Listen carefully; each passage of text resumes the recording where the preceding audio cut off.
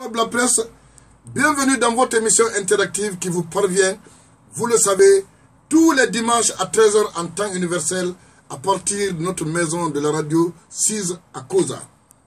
Chers amis et auditeurs, officiellement, depuis le 21 mars 2014, notre pays, la Guinée, est confronté à la fièvre virale hémorragique Ebola.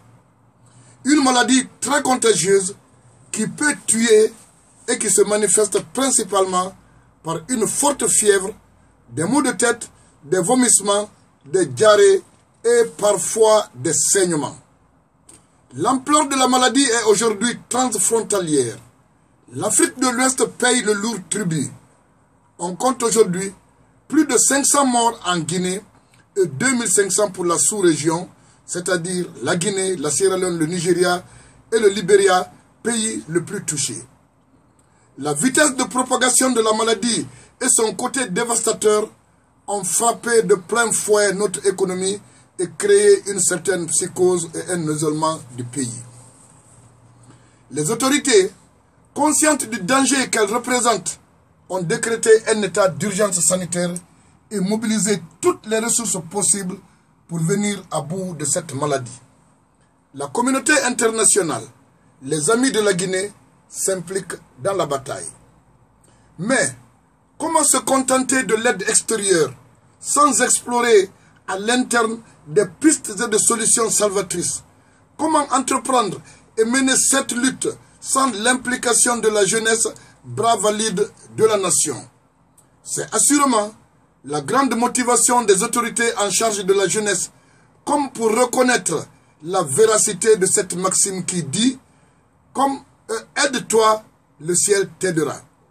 Cette trouvaille, qui est accueillie dans tous les milieux comme un exemple de sursaut national, doit interpeller les filles et fils du pays pour une solidarité d'action quand c'est l'intérêt national qui est en jeu.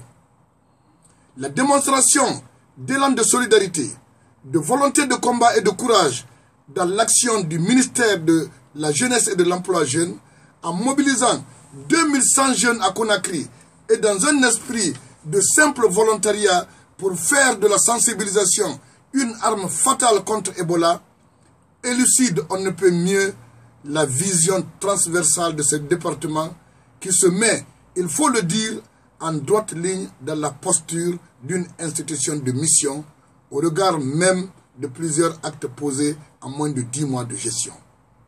La cause nationale doit être la préoccupation première de tout Guinéen, quelle que soit par ailleurs sa fonction, ses origines ou son obédience politique.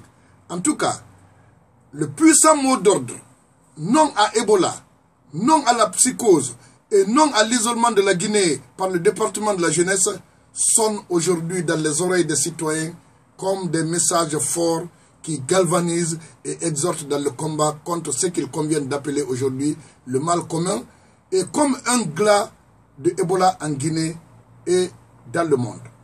Pour en parler, nous avons invité dans cette émission et autour de la table M. Moustapha Naïté, ministre de la Jeunesse et de l'Emploi jeune. Bonjour M. Moustapha Naïté. Bonjour.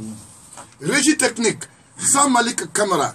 Co-animation, depuis la France, Paris, la capitale de l'Hexagone, Marie-Josée Yombuno, fondatrice de la radio Guinée Sud et du site guinéesud.com. Les auditeurs de l'Europe et de l'Amérique qui nous suivent d'ailleurs peuvent, le moment venu, intervenir en direct dans l'émission. Bonjour Marie-Josée Yombuno. Et toujours co-animation, Talibé Bari, alias Magellan le voyageur. Bonjour monsieur Talibé, vous êtes de retour. mais vous ne pouvez pas me poser une question quand je vous pose une question. Vous répondez à la question et vous posez une autre question. Non, vous avez été affirmatif, vous avez dit vous êtes de retour. Eh mais bien sûr. Une question. Mais les auditeurs peuvent en juger, monsieur Talibé. Dans l'émission peut-être. En tout cas, bonne arrivée à vous, monsieur Talibé. Merci. Coordination technique et relations extérieures. Abdoulaye Senkou Kaba, le cybernéticien multifonctionnel auquel nous demandons de bien vouloir présenter toutes nos excuses à nos invités des États-Unis. Micro-présentation Ben Traoré, votre partenaire de tous les dimanches. Une fois encore, chers amis et auditeurs, restez connectés et gardez expressement votre confort d'écoute car le meilleur de l'info, l'antidote des rumeurs, c'est maintenant dans cette émission et nulle part ailleurs.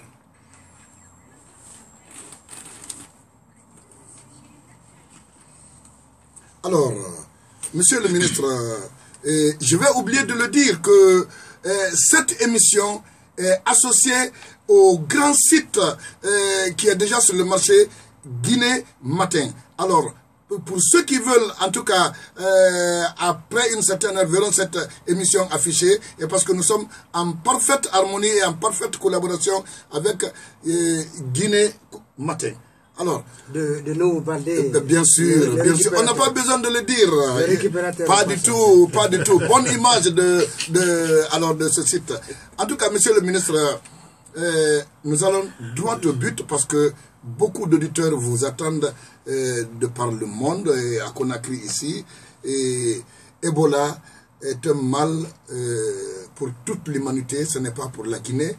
Vu l'état de mobilisation de tout ce beau monde pour bouter hors de nos frontières, hors de la surface planétaire, cette maladie qui a endeuillé tant de familles.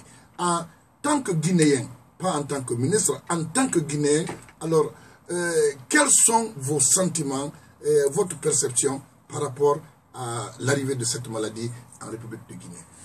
Alors, d'abord, je dois dire que, en tant que citoyen, nous sommes aujourd'hui tous interpellés. Que vous soyez dans la gouvernance ou pas, je pense que c'est un moment assez spécial de notre histoire, assez important de notre histoire, où chacun de nous doit pouvoir, comme l'a demandé le président de la République, doit pouvoir se donner à sa nation pour la survie de notre peuple. Cette maladie est venue comme une surprise pour tout le monde. Au début, les uns et les autres ont pensé que c'était une maladie mystérieuse, parce qu'on n'avait jamais pensé dans ce côté de l'Afrique que c'était possible ou que ça allait venir. Donc, naturellement, il y a eu pas mal d'interprétations par rapport à l'attitude du gouvernement quand cette maladie a commencé, que personne ne savait, c'était une maladie, comme on disait tantôt, mystérieuse, parce que quand elle arrivait dans une famille, c'était toute la famille quasiment qui passait. Et donc, quand cette maladie a été découverte, je pense que les premiers échantillons ont été envoyés à la clinique Pasteur à Dakar, ensuite en France, pour exactement savoir exactement de quoi il s'agissait. Et je dois dire que depuis la connaissance de l'existence de cette maladie, il n'y a plus de répit. Le gouvernement tout entier et les bonnes volontés, les partenaires se sont mobilisés pour justement freiner l'aggravation de cette maladie. Et je dois dire que ça fait maintenant 7 mois, oui, je dirais 7 à 8 mois que la Guinée lutte contre cette maladie. Et nous avons un temps soit peu maîtrisé la propagation de cette maladie. Parce qu'aujourd'hui, c'est vrai que 500 morts, c'est déjà énorme, c'est déjà beaucoup. On ne va pas faire de parallèle entre d'autres épidémies ou d'autres maladies qui tuent aussi rapidement ou même plus que cette maladie.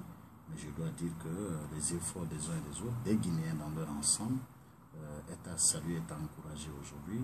Et nous devons aujourd'hui remobiliser davantage la population, sensibiliser pour que chacun de nous se mette au travail pour lutter efficacement contre cette maladie. Encore, c'est vrai que nous avons une zone, un pays qui est frontalier à plusieurs autres pays, comme le Libéria et la Sierra Leone, avec cette zone appelée le bec du Pérou.